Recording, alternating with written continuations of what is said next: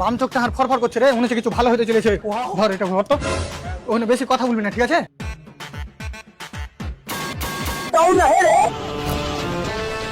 My name is গুরু। কি বলছিস বল? Hello sir, আমি পাইপ ইন্স্যুরেন্স থেকে এমআরবি বলছি। পাইপ ইন্স্যুরেন্স না, লাইফ ইন্স্যুরেন্স। আরে হইলো তুমি যে হাত থেকে বেশি জানিস, কানে নিচে দেবো এখানে।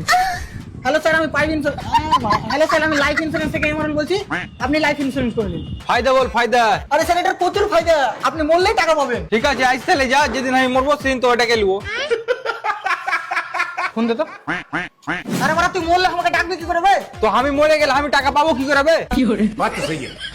আরে স্যার, আপনার পরিবার পাবে। ওকে। হ্যাঁ, ভেবেলা তুমি মোটরসাইকেল চালিয়ে যাচ্ছো, তারপর তোমার চাকার তলে গু পড়ে আলো, তুমি চাকা পিছলে পড়ে যা, মরে গেলে। প্রথমত আমি কোনো জায়গায় যাব না, আর দ্বিতীয় কথা আমার কাছে মোটরসাইকেলই নাই।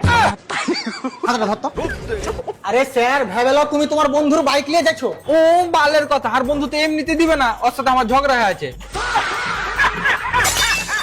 আরে ভেবেলা তুমি সারা বছর কষ্ট করে কাজ করে একটা বাইক কিনলে। ও বালের কথা, আমার দ্বারা একদিন ঠিকঠাক ভাবে কাজ হয় না সারা বছর।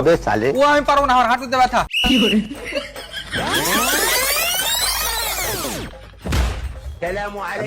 আরে তুই কোনোদিনই মরবি না নাকি?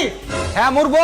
তাইলে এখন তো আমার ছোট ছোট জিনিসের লেগে মানুষের মৃত্যু হয়ে গেছে। যেমন যেমন ধরে নাও, তোমার পেটে গ্যাস হলো, তারপর ওই গ্যাসটা তোমার বুকে উঠে ব্যথা শুরু হয়ে গেল। বাপরে, দিয়ে ওই ব্যথা তুমি সহ্য করতে পারলে না, তো তুমি হার্ট অ্যাটাক করে মরে গেলে। বালের কথা, আমি হার্ট অ্যাটাক করার চান্সই দিব না। যেমনি গ্যাস উঠবে তেমনি ক্যাপসুল খেয়ে নেবো।